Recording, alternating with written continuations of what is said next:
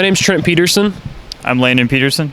I'm Andrew Peterson. Okay, so all three of you have this great castle collab here, so if you want to take us through this, I know there's a lot to show, and I can't wait to see more about this build. Thank you. So basically our inspiration was kind of the early 80s castles. All of our mock is in old light gray and old dark gray, with the exception of some pieces.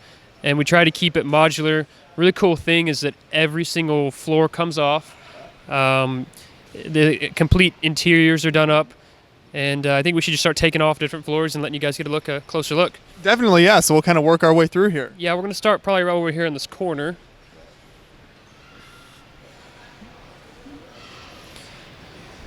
Let me get over here. So this is our armory. You can see we've got some siege engineers on top. We've got a catapult. When we take the first layer off, this is all of the archery weapons and crossbows and quivers and things.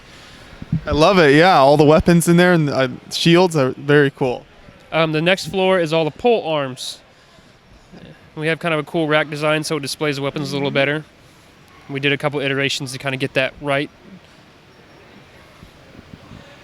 Okay, we'll go slide this away here. So I noticed with the shields and everything, you're kind of going with the old lion castle theme. Yes, yeah, so we figured we wanted to maybe do Black Falcons initially, but a lot of people do Black Falcon castles, and I haven't seen too many of the lion castles in this from the 90s. So that's what we chose to do. That's what we grew up with, and so that's what we did. Next, we'll do the Gatehouse here.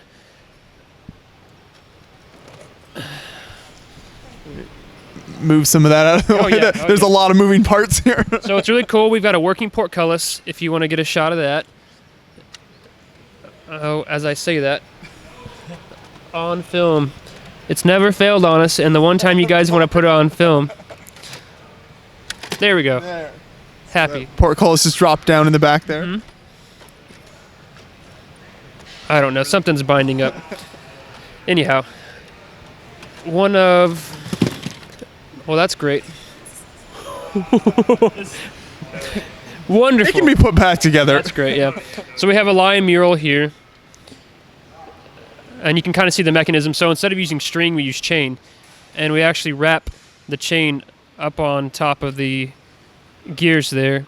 And so in theory, that allows for it to come down smoothly every time. I guess we had this thing kind of shifted when we picked it up there. That is honestly the first time it's ever failed on me while we've shown it to somebody. Yeah. So, but that's an interesting technique, kind of the gears and the tracks there. If you small track to large track, you can get a bar through there. Okay. So, and no illegal builds, I guess, legal connections. We can keep kind of taking off different layers to see inside the gatehouse. All the different rooms and things. Yeah, I love how modular it is there. Just every room comes out. It makes transporting this thing very easily. Mm-hmm. We set it up in an hour, so it didn't take very long, and we had no major catastrophes. Like, that's actually the worst thing that's ever happened on this trip, so I'm glad you guys caught it on film. Let's work on to the stables now. So we can take off the first roof here. Pass this along the way. The towers also come off. There's just kind of little bits of equipment inside there. Oh, Lord. Okay. It's kind of just a loft with a little bit of things in there, and you can kind of see all the horses. This is one of my favorite rooms. It just came together really well. Yeah, I like how you did the horse stalls with the arches and everything there. Yeah, that was actually kind of an afterthought. I had a bunch of pieces, and I was like, you know what, this is where they're going. So let me hand this over to him. We'll go ahead and just remove it. You can look at the front there. And as you're removing these parts, I'm starting to see more and more. You got kind of the black caverns underneath there. And we'll get to that once we finish all this floor and once we get down through the keep. So we have a little ways to go. Sure. Let me pull some more houses down. Now, as you're taking this apart here, as you guys kind of came up with this design, was this how you originally wanted to do it, very modular like this? You set out to make it like this? Yes. We wanted to build a castle that was completely playable. So if a minifigure was on the top of the tower, there was a way for him to walk all the way down and go up to another tower, right? There's ladders, doors, and we weren't satisfied until every interior was done because we wanted a 100% playable castle, right? Mm-hmm. So not just a model, but all full-on detailed mock. Okay, so we have a church here, stained glass. And that was kind of fun to do. I actually modeled that in one of the brick softwares because I didn't feel like building it like 10 times to get the angles right and such. Yeah, I love the big stained glass window there. That's very cool. My flashlight is gone. Oh well. So yeah, there's a church. I guess I had to move this in order to get the flashlight to behave. All right, let me pass this on down the way here. We also have a little kind of sculpture garden there on the other side of the church. Just kind of neat. Okay. We get some of these less interesting plates out of here. Landscaping plates and everything come out. Placeholders. You know, there's a little place to buy your fish and different things. This is the little knife stall if you wanted to get a knife. Okay. And then there's a little copper smith inside of there, so all your pots and pans.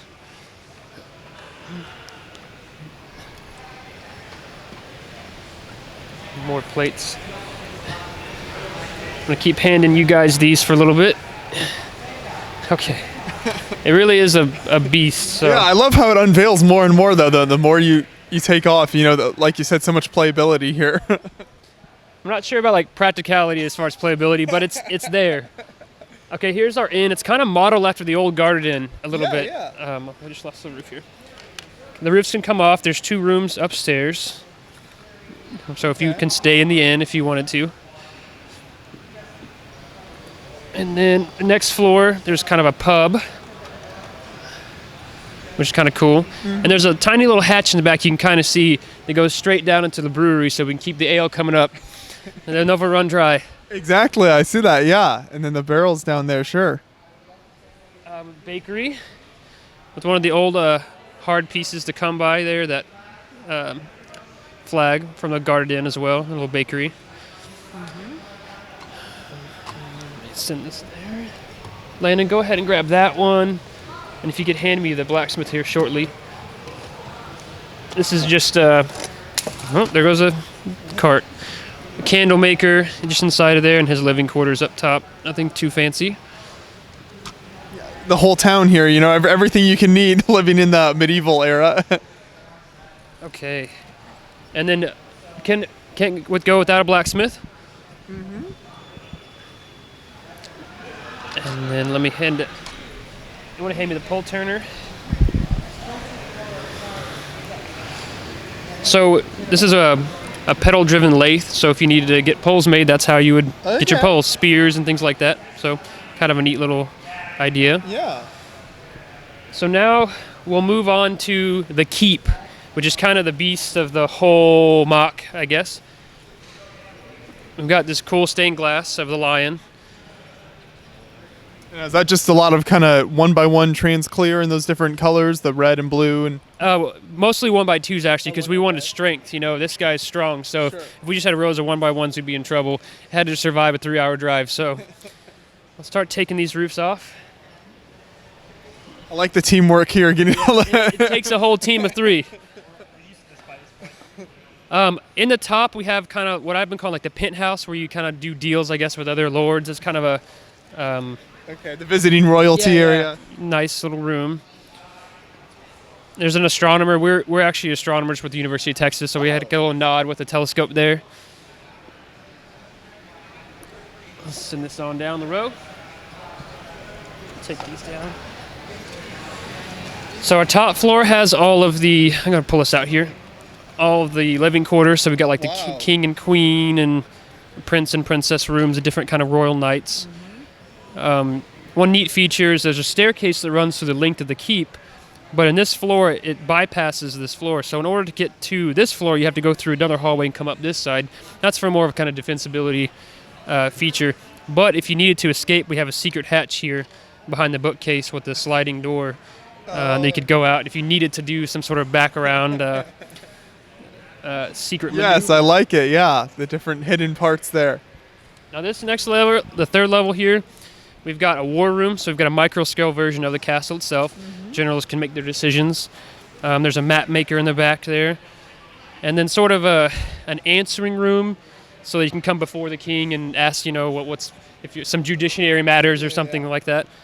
There's also a runaround here so that guys can come up the wall and still protect this side of the castle, but there's no door into the keep from there. So if the walls get breached, they still can't get in that way. They have to go to the bottom floor and fight their way up to the top. Okay.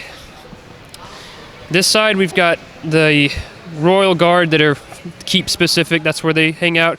And then we've got a Black Falcon embassy room, which they're actually our allies in our universe, and so we can talk with him, and he's our,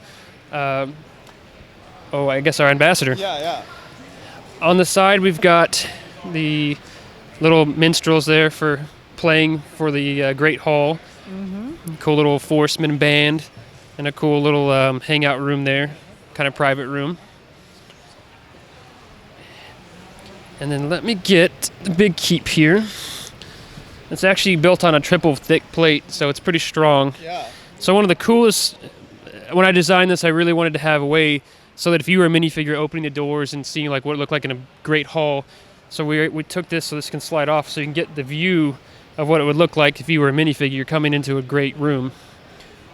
I love it, yeah, with all the feast laid out on the tables there, and you've got the higher table for the king in the back. And it may be a little difficult to see, but we've got the original knights there from the Yellow Castle on statues as sort of the nod to the old stuff as well.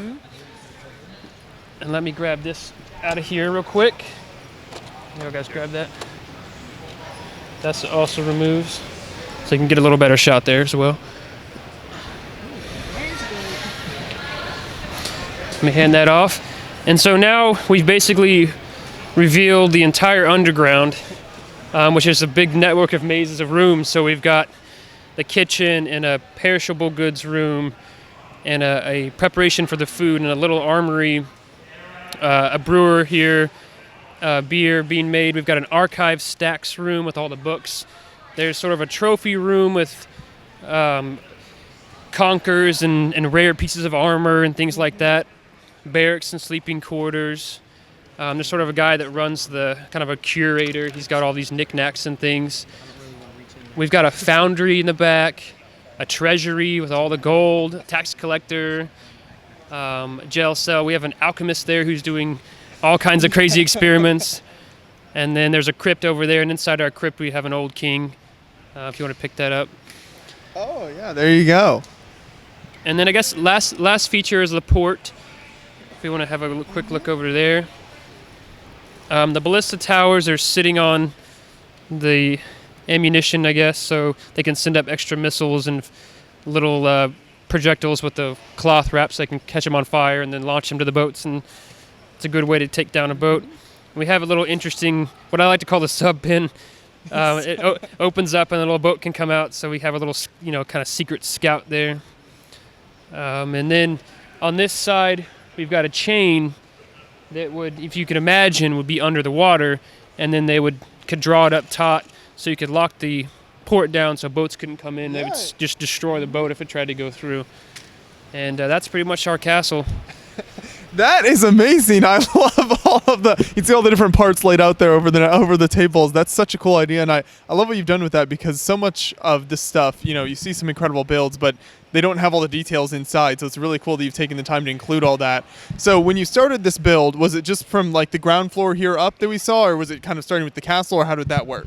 So it started with the Black Falcon Fortress, which I'm sure we're all familiar with. We had a couple of those modular pieces, and kind of had a U-shaped castle, and then we decided, well, hey, we want to close it in and make a full square, and then we decided to put that on base plates, and then, make those walls thicker, make the towers taller, and we got basically on where we were here, and then decided, actually, we want to put a rock feature on this thing. It'd be really cool if it was up on a rock, so the drawbridge would have something to kind of be useful for, and we originally didn't think about taking the entire underground to do stuff. We wanted to have just a little area under here and maybe like a secret passageway going somewhere. Before we knew it, we'd consumed the entire underground, and it is what it is now. So yeah, this is so fascinating. So there's so many little small details in here. If you want to point out kind of some, I know you mentioned the rooms, but maybe some specific pieces that you thought were really cool that worked well for something as you worked your way through here. Sure. Let me think about it here. I love all the chrome gold swords that are kind of on the walls.